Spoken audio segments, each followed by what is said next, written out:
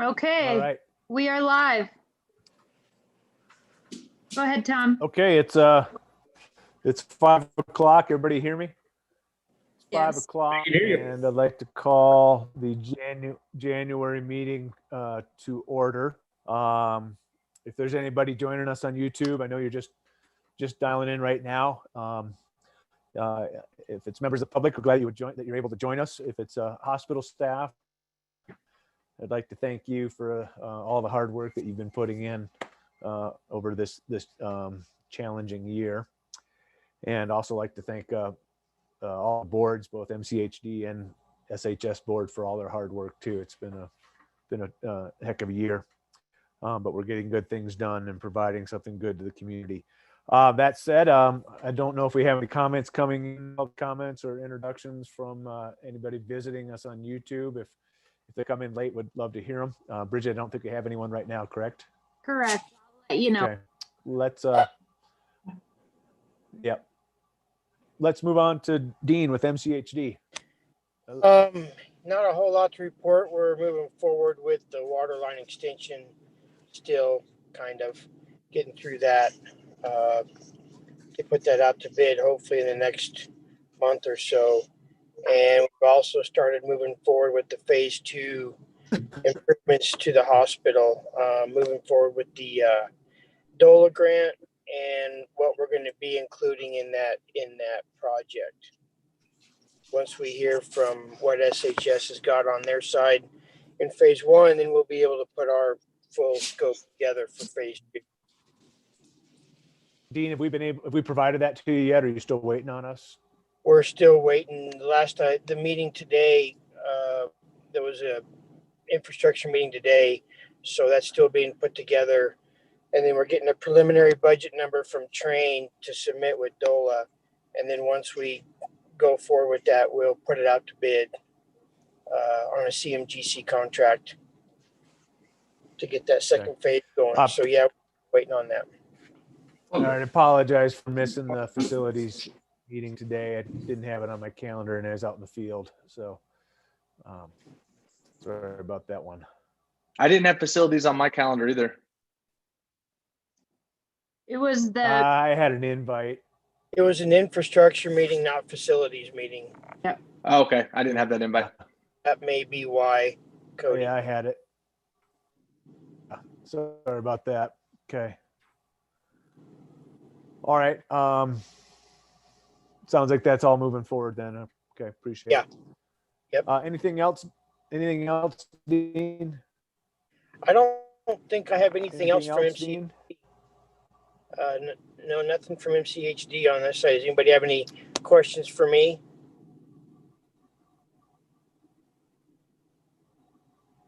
I don't have any board.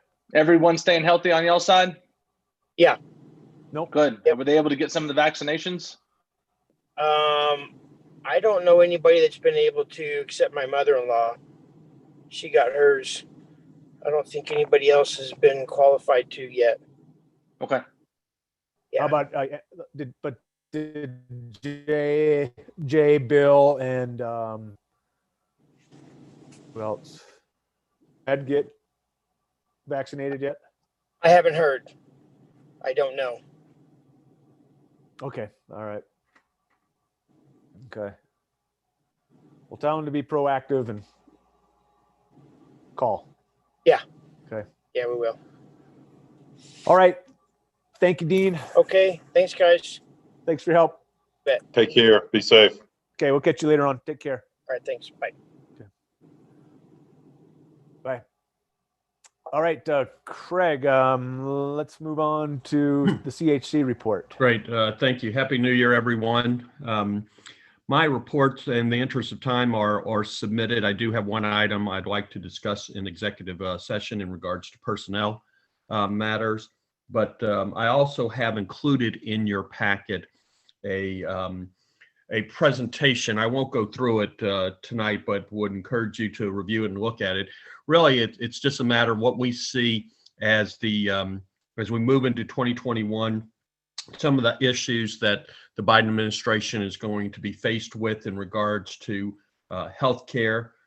As you know, President Trump had signed government funding, about $1.4 trillion package that included a number of things in regards to COVID relief, price transparency, surprise billing that we are now working through. A number of issues that Biden's administration will be focused on. But absolutely, from our standpoint, we continue to monitor this. This changes daily, if not hourly. So even when we put this package together, it's probably needs to be updated some. But a number of things in there that I would just draw your attention to: the economic impact that COVID has had, the agenda for the White House, as well as the legislation, and again, the vaccine rollout and distribution plan. I really want to thank Tony and Karen and Rick and the team for their energy and efforts in trying to roll this out. And like a lot of our hospitals, waiting on vaccines and then trying to get that and distribute that has been a major undertaking with that. But I appreciate all their hard work and effort on that. Really, that's all I have, unless there's any questions that the board may have. A quick question. Of course, vaccinations is in everyone's mind, and I'm sure many of us are following the logistics of it and how it's working some places, not so well other places. Kudos to the team here. It seems to be working very well here in Southwest Colorado. I'm amazed at the number of people I'm talking to that have gotten it thus far, and the numbers too look good. Question I have is, does CHC and their lobbying organization or the organization itself have their eyes on Colorado's plans at all? Obviously, or my opinion is, it takes a broader national plan to make this all move efficiently. But does CHC keep their eyes on local distribution at the state level at all? Yeah. And yeah, right, Tom. We do to the extent that we can. Obviously, a lot of that is coming through the state and then through the various either health departments or regional on that. We had one hospital, in Texas, a rural hospital, critical access hospital, that is just receiving their vaccines after 5 weeks of this rolling out. And so we're making our efforts and appeals to the extent we can as well on the distribution. On that. I actually have a call next week with Colorado Hospital Association to introduce myself to them, talk a little more about some of the issues that all of our hospitals in Colorado in particular are facing, and try to develop some relationships with them on what efforts they're having as well. But it's a slow rollout. I think you even heard today and even yesterday. I mean, the Biden administration has bought more vaccines, but we're in this until probably the summer timeframe, from everything I've heard and read so far, of where anybody can get a vaccine on this. But yes, we're trying to keep our finger on the pulse as much as possible, Tom. all right, thanks. All right. What else, Craig? Is that it? That's it. Unless there's any questions. No, and just a lot of Forest Service employees that are involved with fire and law enforcement are getting vaccinations, and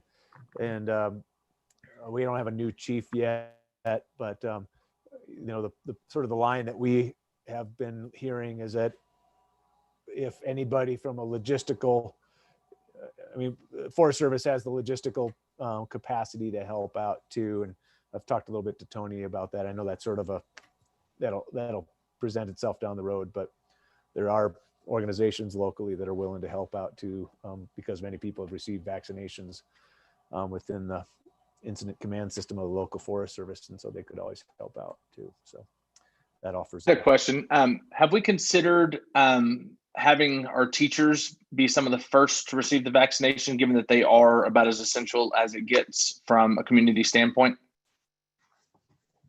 So I can answer that if there's any, unless somebody else wants to answer it. All yours. Okay, so as of right now, I believe Governor Polis 2 weeks ago issued our guidance that they would be part of the 1B. So as soon as we're finished with the 1As, which is the over 70 population, that they are considered the next step. And so the next group of people to be vaccinated. I think that that was determined and was a big win for teachers across our state. So I know a lot of teachers are very excited about that, and we're really excited to get them vaccinated as well. Awesome. I just wanted to make sure that we're making them on the top priority whenever it comes available. Absolutely. So thanks. Thanks, Karen. Good news.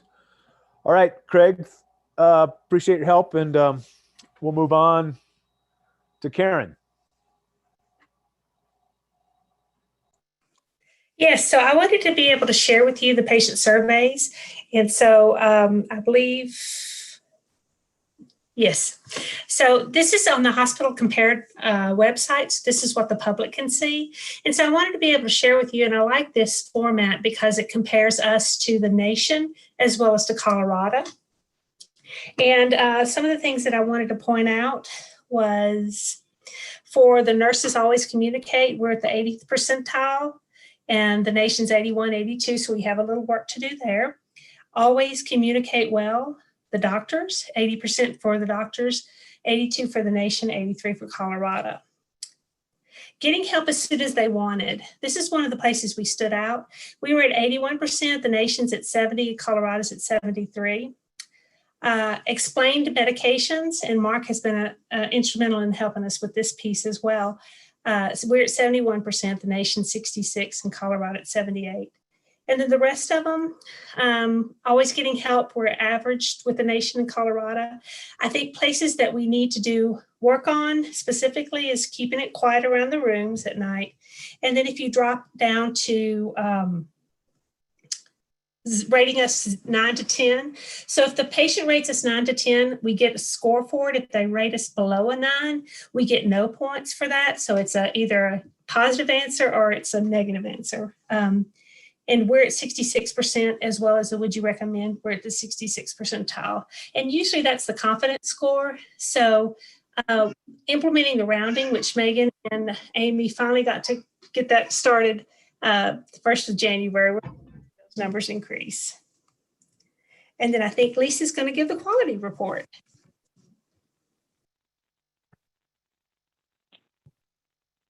Hi, everyone. What I did was really just look at fourth quarter in 2020. I feel like quality in the hospital is so broad, it's hard to trim it down for communication to you guys, but I really want to keep you involved and keep your connection to what's happening. So I think these were the biggest things I wanted to share at this point. The fall patient flow improvement plan has been ongoing, but really finalized some education in fourth quarter to not just the clinical staff, but also registration staff, EVS staff, anybody who's really involved with the patients. Education went out in health streams. And what we did was really develop some standardized signage and standardized scoring for these patients, so we can really identify even at the door with a falling star sign if a patient's at risk. So ongoing with that, we really want to decrease our fall rate for 21, so that's one of our goals. And then for sepsis improvement plan, that's still a performance improvement area to keep going in 21. Right now, for meeting our CMS abstractions, which is multiple guidelines, we have to meet early antibiotic, early labs, early fluids, and we're at a 27% rate to meet all of those metrics. Our goal for 21 will be to hit 50%. And I say that with the hesitance of CMS, because in order to meet all that data, you have to do a lot for your patient. And we are doing a lot for our patients as far as early identification, what antibiotics, but there's still room for improvement. So what's happened is really that frontline education again of how important it is for staff to identify those patients who may be having a sepsis episode, may be at risk, and really just being proactive for themselves and getting the provider involved So keep going on with that. We're doing education, and that will not stop for 21. Pain management, this was a finding from 2019 DNV, and what really want to make sure that we're ordering narcotics with a clear plan for administration. DNV did come on site 2 weeks ago, and they closed this finding. However, I will still keep it open for 2021, because this will not go away as far as the importance of documenting and charting narcotics. And then COVID surge planning, I think the fourth quarter really was significant as far as, revamping. We started to meet twice weekly again with our, numbers increasing.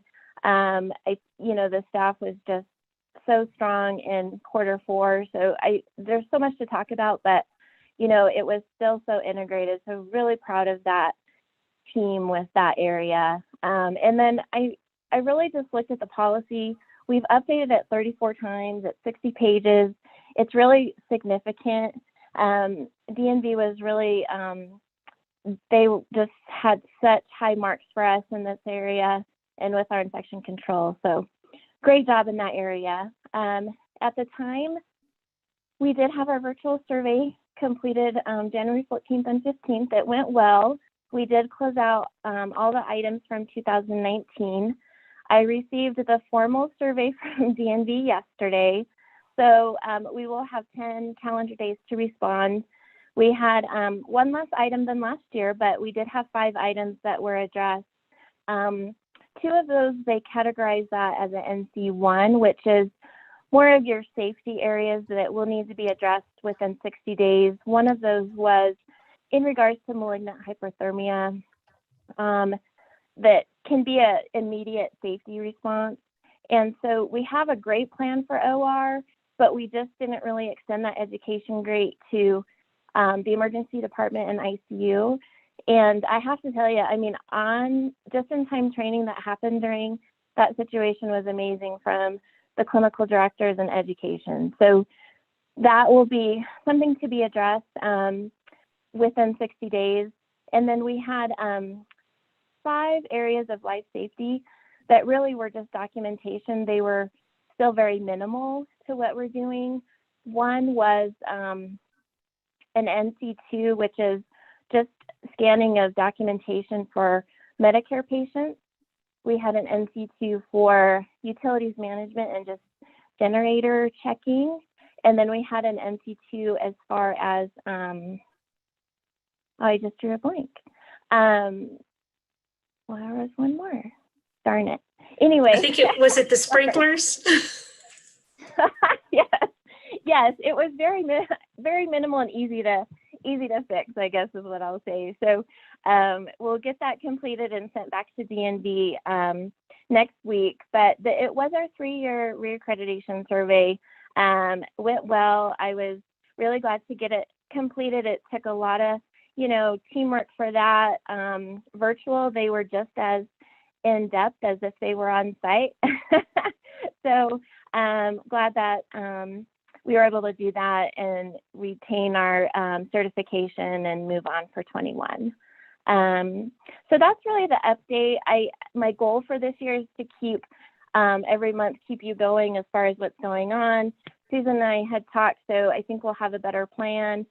There's so much to talk about with quality, and I know this is just a big meeting. So, one day I'll take over and take the whole meeting.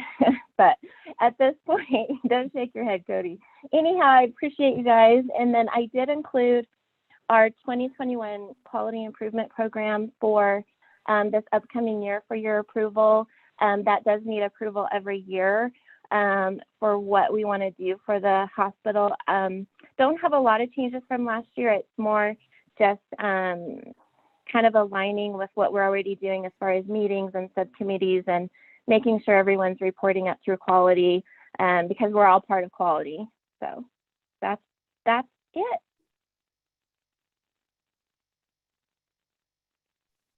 All right. Thanks, Lisa. Thank you, Lisa. Great job. And make sure you pass the word on to your staff that we appreciate all the quality work you've been doing out there. Okay. I will. Thank you. All right, Rick, all yours, man.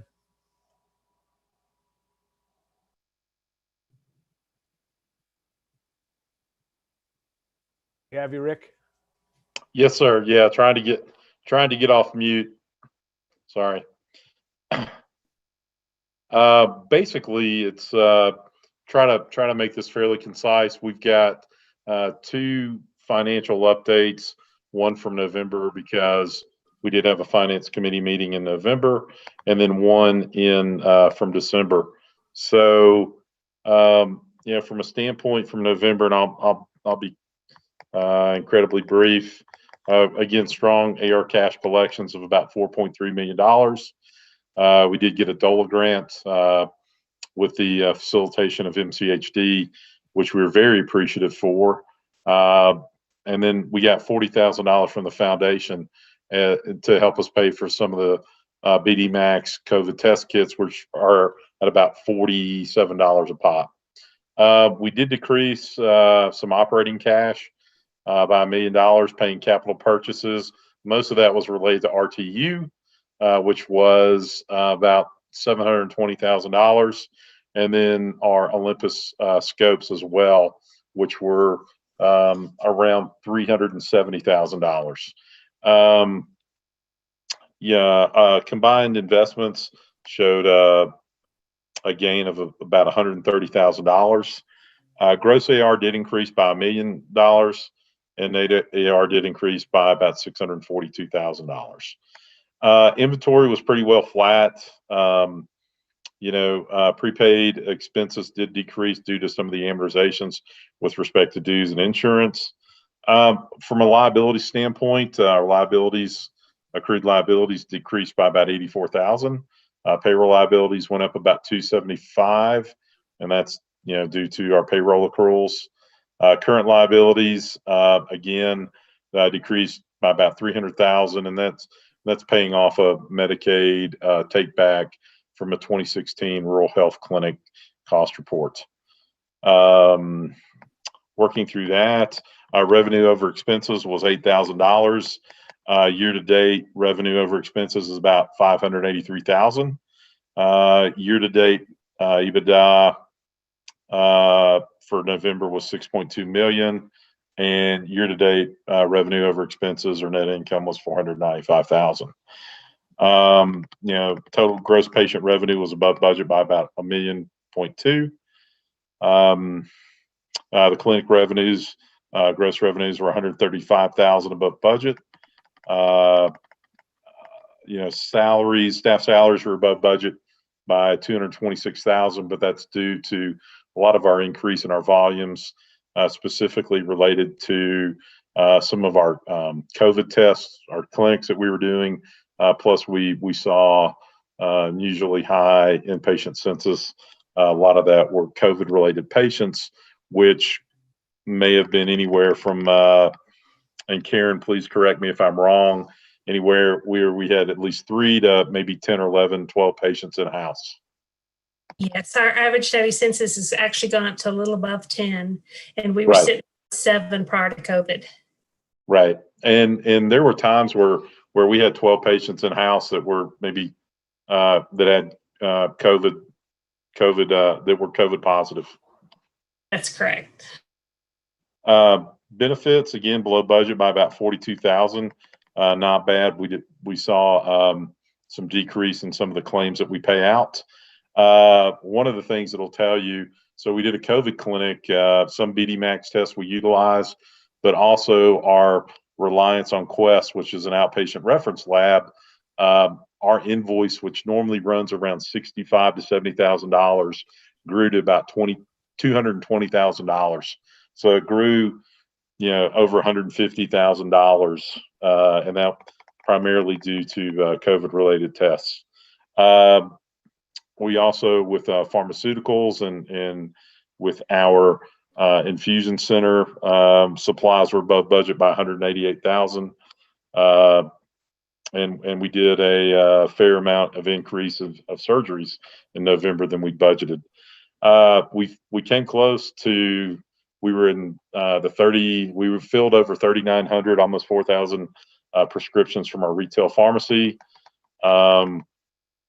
And we did have some repairs and maintenance expense of about $122,000. About $67,000 to $70,000 was related to some older RTUs that, again, earlier in the meeting we discussed about hitting some phases to go ahead and kind of work through that. So, any questions on the narrative or any of the documents that are kind of attached behind the narrative for November? I don't have any board. Sounds like Susan? I don't have any. okay. If you guys would like, I'll be happy to proceed with December. Please. Okay. So December's on page 48. I'll give you guys a couple of minutes to get there. I tried reading from Bridget's while it's on the screen, but then it sounds like I learned how to read in Louisiana, and I'm trying to basically dispel that rumor.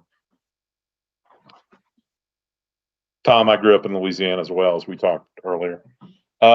We know. It shows. Sorry. Thank you. So we did, December was strong. We had patient AR cash collections of $5.7 million. We did the DOLA grant that we booked in November, we actually received in December. And then we wound down our PHO activities. And again, PHO did pay us for some of their expenses, but it wasn't all of them. Operating cash decreased by about $1.4 million due to some things that we did. We had a COVID bonus payout to staff, all the employees, of about $175,000, and $125,000 to true up some of the 403B things that satisfies some audit requirements that were noted in last year's audit. And we did have 3 payrolls.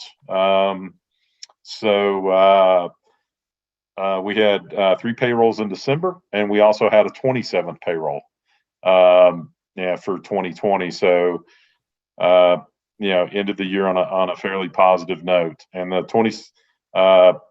that last payroll was for about $1.2 million, because no deductions for health insurance or anything like that were withheld from employees' checks.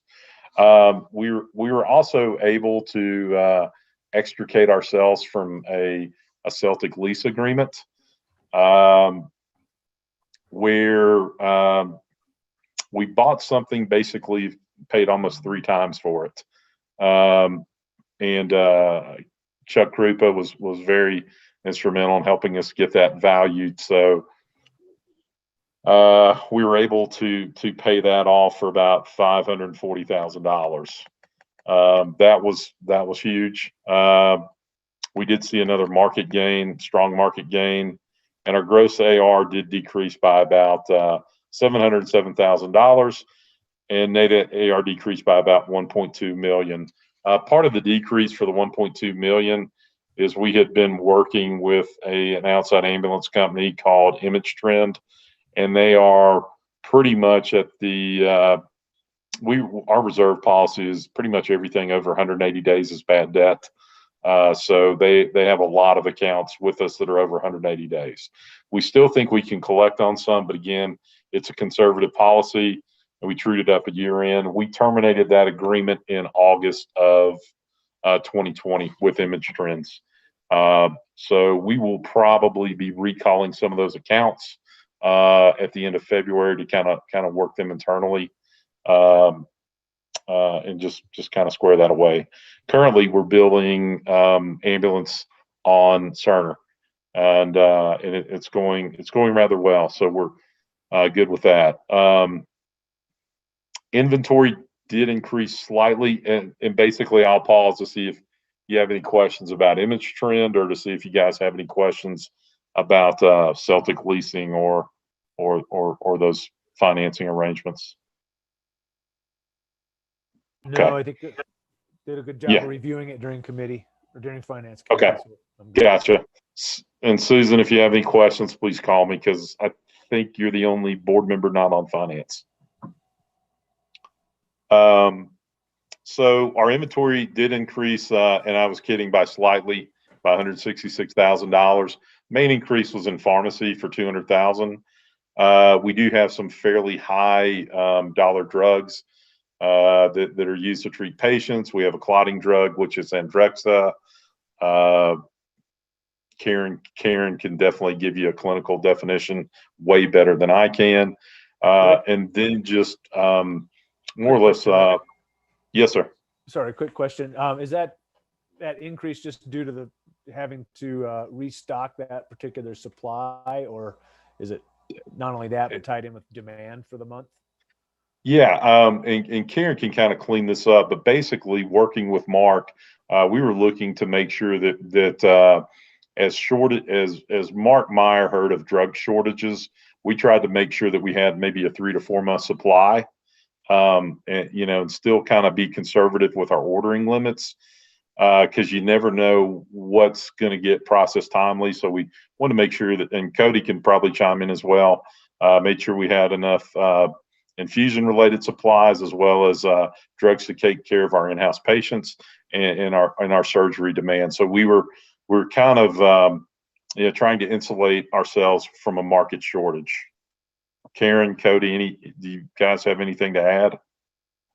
No, I mean, we've run into shortages before, so I think being, ahead of the curve is better than being behind it. So. Okay, I understand. Thanks. Karen?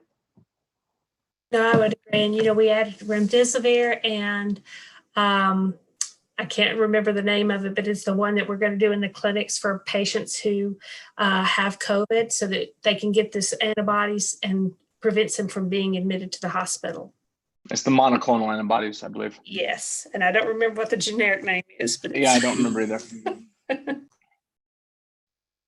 So like I said, we're trying to do, preps because, again, we were seeing some fairly significant high inpatient censuses through most of November, and then probably probably up until about Christmas. If that helps to answer any of y'all's questions. Nope, I think Okay. we're good. No more questions Okay. on that. Thanks. Sure. Prepaid expenses did decrease by about 41,000 due to, again, the amortization of insurance dues, contracts, maintenance contracts, things like that. Fixed assets did decrease to 299,000.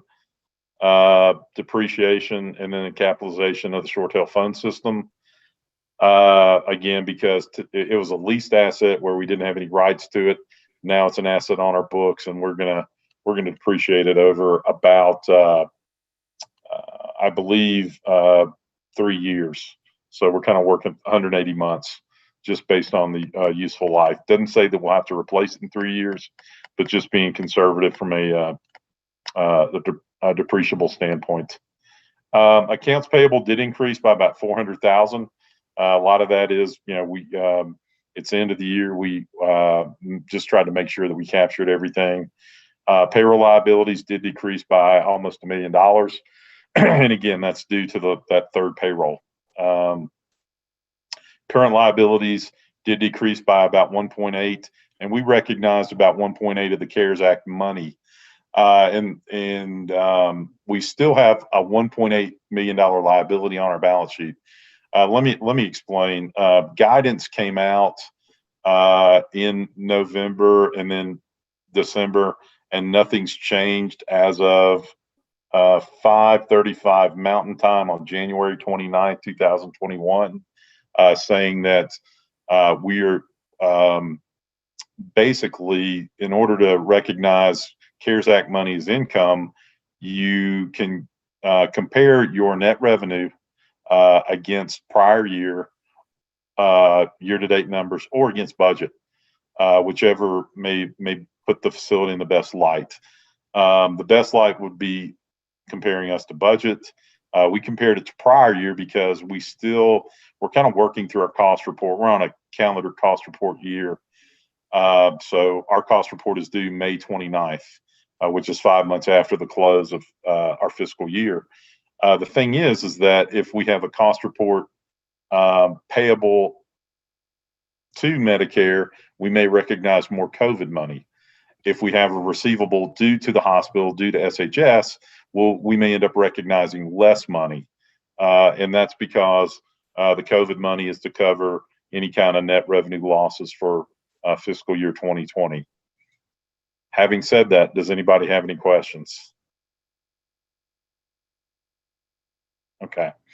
And we will know that, like I said, we are probably 4 weeks into doing a cost report. Chuck Green at HRP, which Craig Sims and Todd Beasley have linked us with as being part of Community Hospital Corporation, is patiently working on the cost report. We have a small receivable booked, and then we'll figure it out what the end game is. And that receivable is about $50,000 after our settlement from our mid-year. So I know, clear as mud, right? We did to kind of manage some days cash on hand. We have a 5%. We got a 5% loan on our Olympus scopes, and we leased them.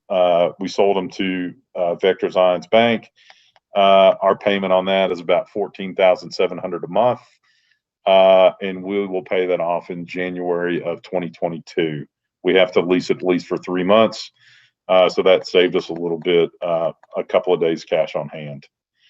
Current earnings for the month of December was $43,000. Year to date, brought it up to $626,000.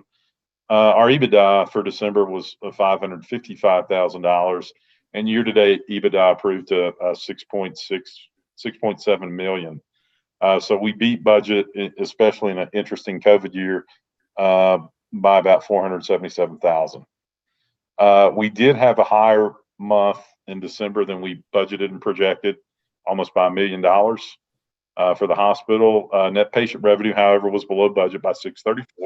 Again, we recognized a lot of we recognized the image trends as contractuals, and our clinic revenues again held pretty strong. They were $32,000 above budget, so that was incredible. Total net revenue was about 1.2 million in excess of budget, which was strong. And again, we're looking at things such as provider salaries being above budget by 8,000, staff salaries above budget by 444. Part of that is a result of some of the COVID bonuses, as well as we didn't budget to have a 12-day census for inpatients. We budgeted about a 7-day census. We didn't budget for a COVID clinic. And again, Tom, and I apologize to the board for not having the pandemic foresight. But Craig Sims is in CHC sending me to a pandemic foresight class. Well, I'm glad that you'll be around for the next 100 years. That makes me feel Thank better. you. Yeah, we're prepped. Thank you. We're prepped for the next. Absolutely. Yeah, next one. Again, none of us expected any of this.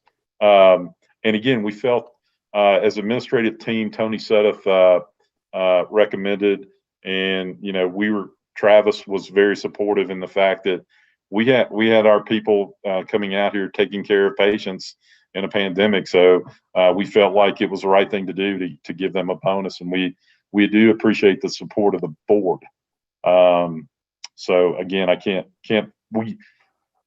on behalf of us, we thank you. So thank you guys, and CHC very supportive as well.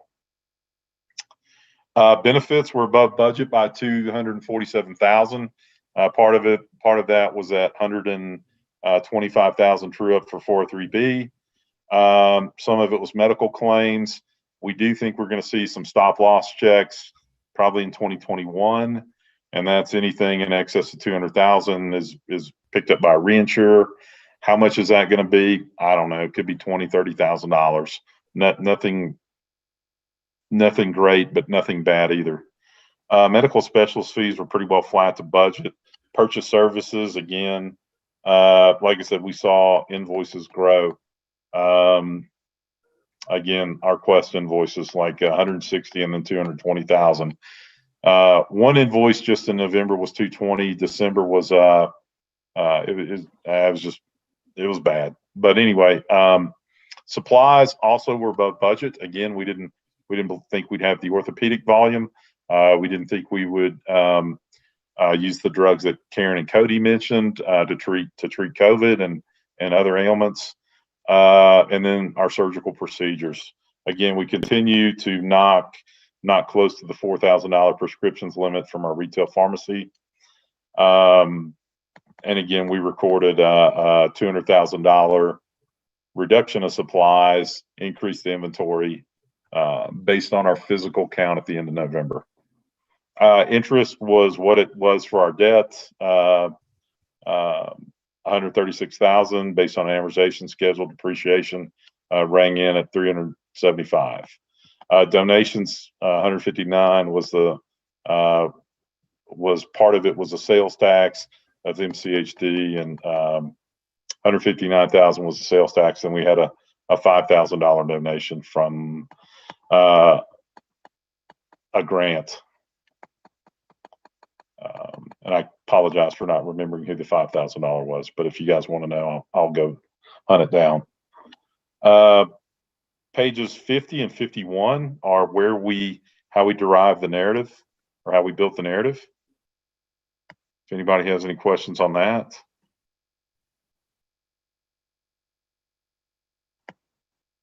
Page 52 is our schedule showing what part of the sales tax covers the bond payment versus what part of SHS covers the bond payment. We are very appreciative of the sales tax, so thank you guys. We have a 13-week cash projection. So we ended the year, we were looking at 90 days at the end of the year. However, we ended up being able to finance that Celtic lease for $542,000, which was over 3 days of cash. Other than that, we would have beat 90. But at least we're out of a Celtic lease. If you guys want to look on page 54, there's our stats. And again, where Karen kind of talked a little bit about our census being on average almost 12. And I'd say at our highest day, I think we were at 23. Karen, please correct me if I'm inaccurate. It is around 23. Okay. And that doesn't count people that were discharged in the same day. So at night, a couple of nights, we had 23 folks in house. Again, clinic visits continue to do well. Surgeries strong. Therapy is about the only thing that we really didn't have as cardiac rehab is a casualty of COVID. And ED visits are down, probably the same reason. Highly likely. We've seen a lot of other markets where ED visits have been down as well. Rick, did we see spikes in ED visits and cardiac visits in the summer or late fall? And then, of course, when the spike of COVID happened, then people were backing off on those visits. I tell you what, August, we saw a lot of ED visits and surgeries and hospital-related procedures.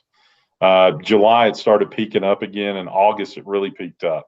Some of that was tourism-related, Tom. Some of that was people being more comfortable walking into a healthcare facility. If that answers your question. Yeah, it does. That makes perfect sense. Thanks. Yes, sir. Operational analysis, and these are our ratios. And Mr. Brooks, we had a couple of recommendations. We report them on the quarter, and some of our friends who don't have the youngest eyes asked if we could see it by quarter. So we're happy to provide those external users seeing it by quarter, as opposed to using an 8-point font and minimizing it to 17%. So as you guys can see, our return on assets is trending north of 10%, which is strong for the industry. Asset test ratio is above 1.2. And again, a lot of that relates to, again, we paid a couple, about 300,000 of stuff we had not budgeted for. Current ratio is about 1.4, which is strong. Again, 87 days cash, and our debt service coverage ratios.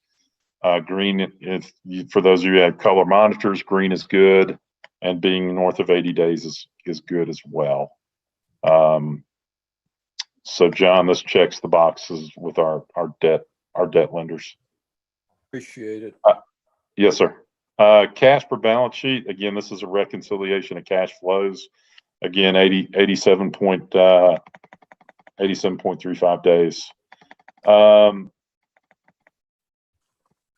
Looking at our business office elements, and these are the metrics that we utilize to manage. We have indicators for the hospital and the clinics, and then consolidated. So we did about 118% of cash, collected cash.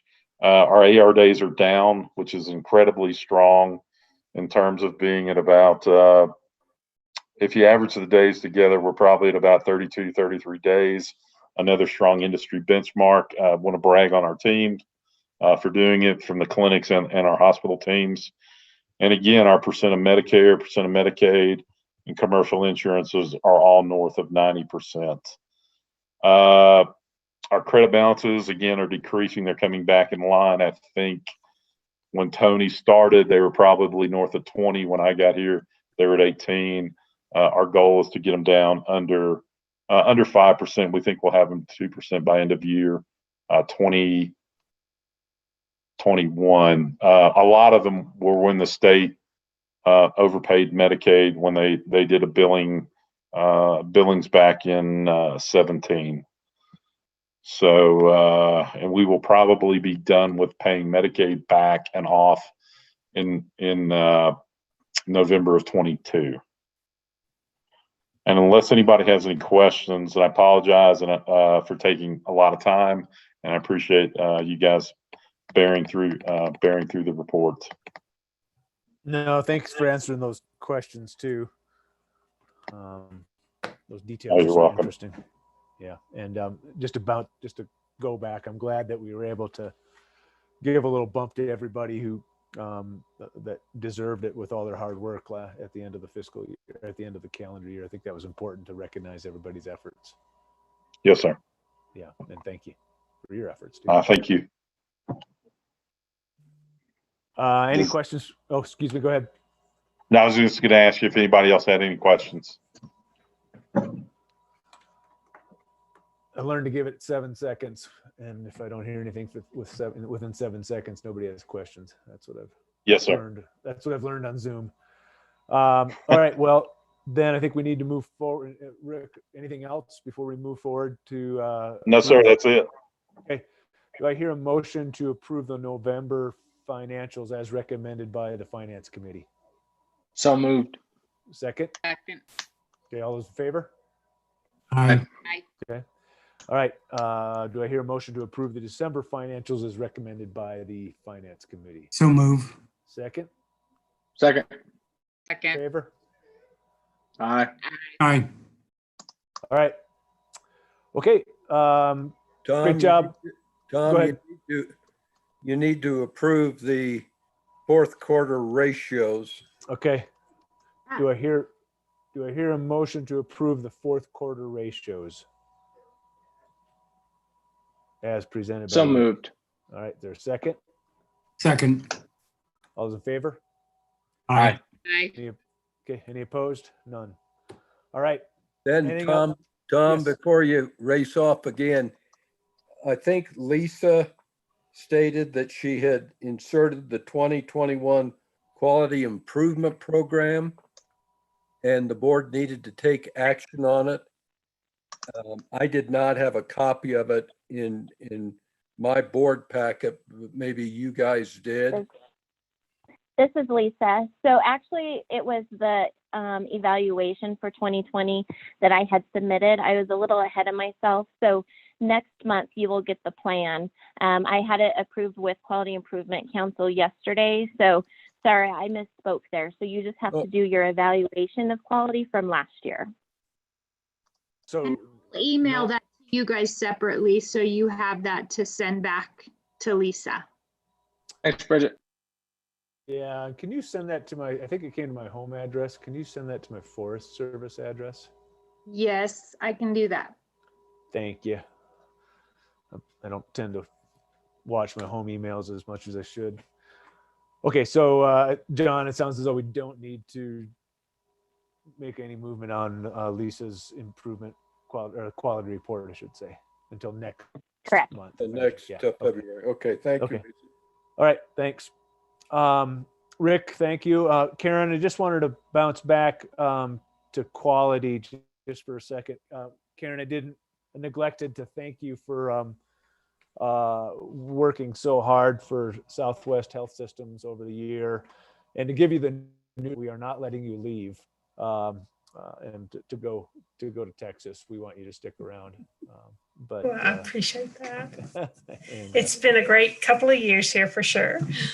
all right, and just always know that you have a place up here whenever you want to come back. So Great. I appreciate that. okay. All right, on to Carrie. Hey, so I just have a few things. The first thing is just letting you know that the clinic visits are steadily starting to rise now that we're having the new providers on and they're starting to create their patient base. We do not currently have a patient wait list. We've been working very hard at that. And that was something that we improved in 2020. However, the community has been informed that we are losing a provider at SWIM. And so there's a lot of patients that needed to find another primary care provider. So we are very happy to say that we've been able to accommodate all of those patients who have called and set up appointments. My staff has been working extremely hard to get everyone seen and with the appropriate provider. So that has been a huge success over the last 3 weeks. Currently, Carrie. yeah. That's sorry to interrupt. And that's Angus McAlpin who they're losing. Okay, yep. Thank you. All right. It is, and that's a big loss to our community as an internal medicine provider. So we have, like I said, we've been able to kind of take that loss and have some patients to have continuing care, and we're working with SWIM to make sure that there aren't patients that get caught in kind of a lost gap situation. We also have been having the Facebook Live events, a lot of attendance on those, talking about the vaccine and our vaccine clinic. My staff has been working diligently with Lindsay Yeager and Mark Meyer to get those patients scheduled. We've also really started a volunteer program through Lindsay, and so that program is ongoing. I'm sure we'll talk a lot more about the vaccine at some point, but just to let you know that we do have plans to figure out how to staff that with at least a few people that are permanent people that will not just be volunteers. So we'll have an actual list going and be able to answer those as our call to administer the vaccine is great. Our supply is just short, as we all know. So we're hoping to get more as much as we can.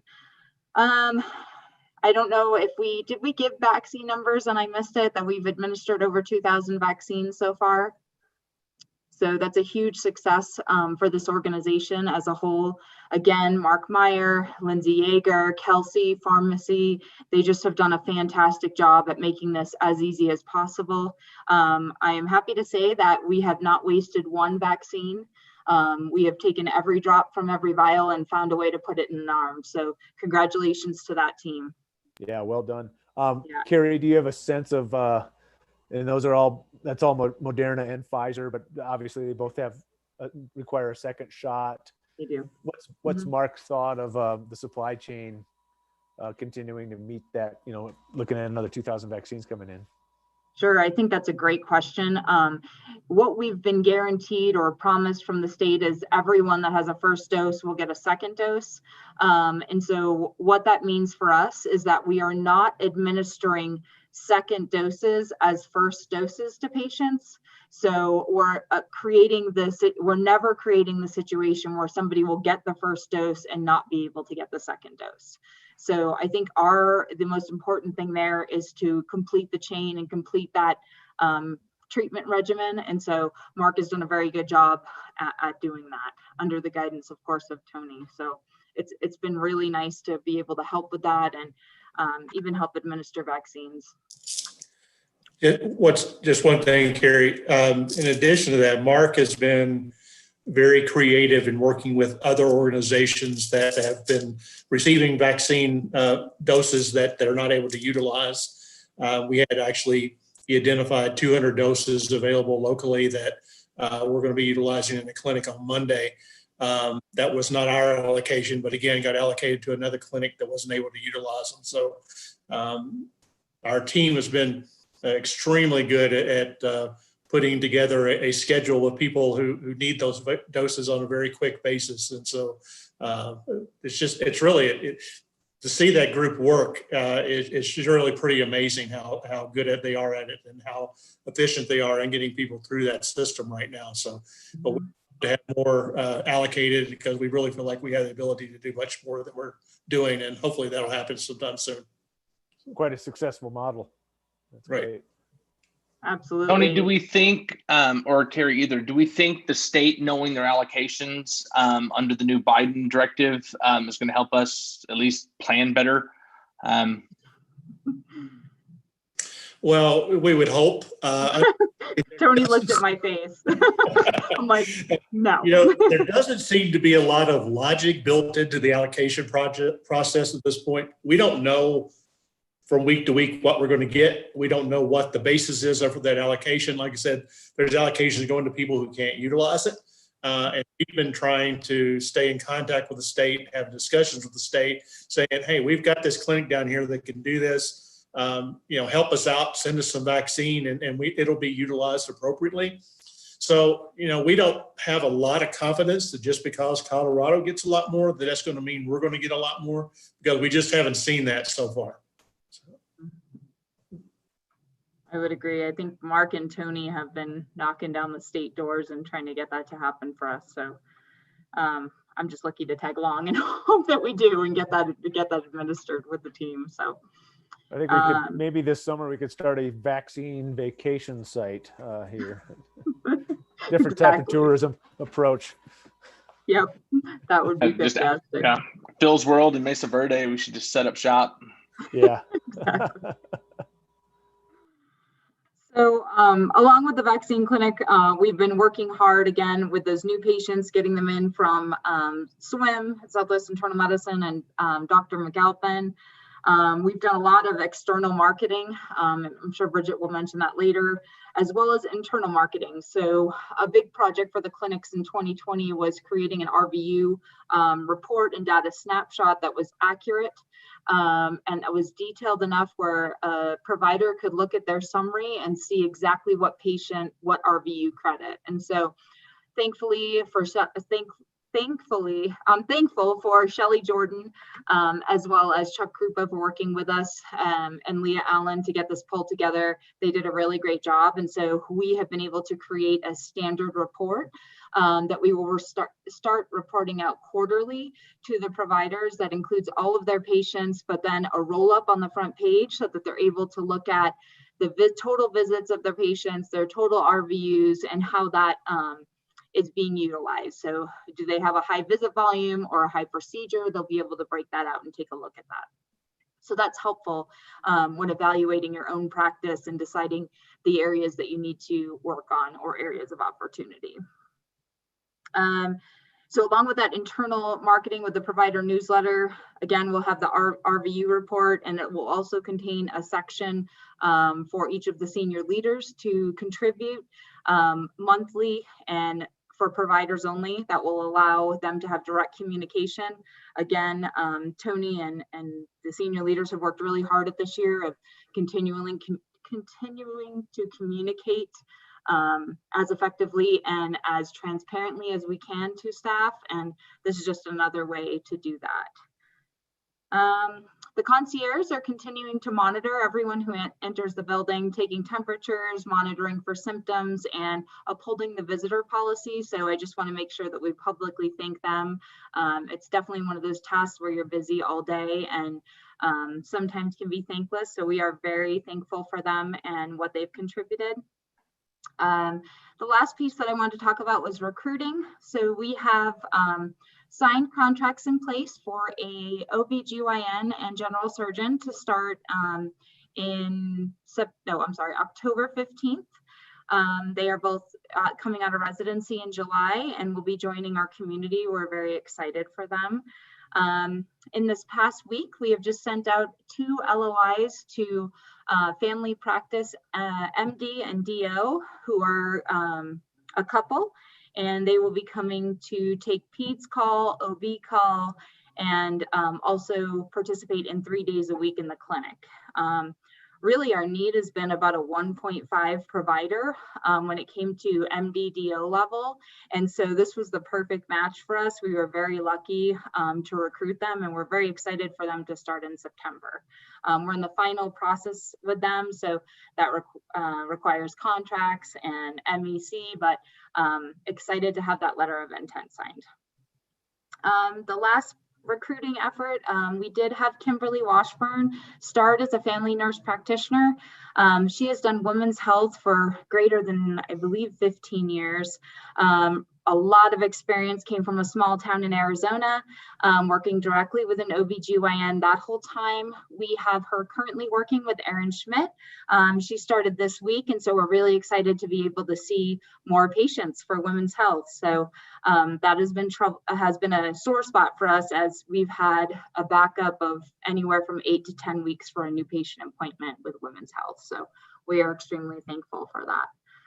And I think that is about it that I had on my list. Do we have any questions?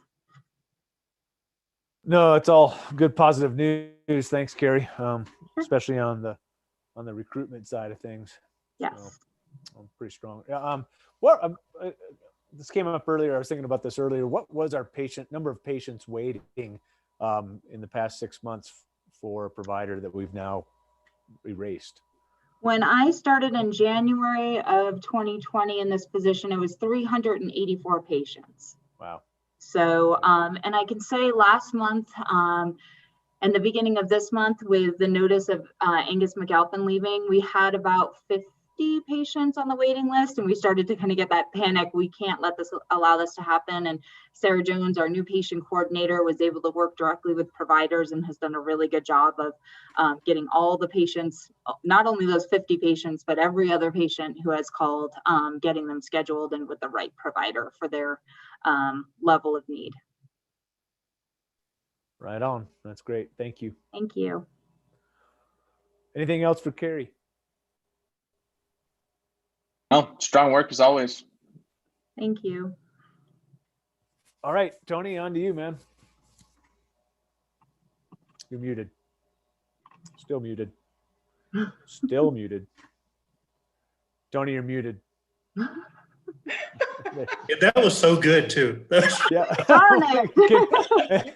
And then you got it when you come back on, and you can say, and that's all I'm saying. That's actually just what I was saying is they've covered things pretty well in detail, as the staff usually does. And I've got a few things to cover in executive, but I don't have anything else right now. Okay, Tom, now you're muted. I just told a joke and I can't remember it. Can't remember the punchline. So, all right, got me back. Let's move on to the December minutes before we adjourn into executive session. Were there any changes to December's minutes at all? All right. That said, do I hear a motion to approve December's minutes? So moved. Second? Second. All those in favor? Aye. Aye. Hey, Any Tom. opposed? Yo. Oh, sorry. Can we just Nope. notate That there was some board action through electronic vote between meetings. Oh, sorry. I thought we were gonna, yes. I thought we were gonna do that in executive. That's fine. Yeah. I did want to note that the board made an action to approve the train contract through an electronic vote, if that could be added to the minutes. That said, I think motion carries to approve the minutes. I'm removing my motion. No, I'm just kidding. Continue as planned. Okay, still all those in favor? Any Oh, changes to that vote? Sorry, go ahead, Bridget. I will just make sure that we notate that that happened in the minutes between meetings. Okay. All right, I still think we approve those minutes. Okay, it's 6:05. Let's adjourn from regular session into executive session. For those who joined us, I think we had a few people watching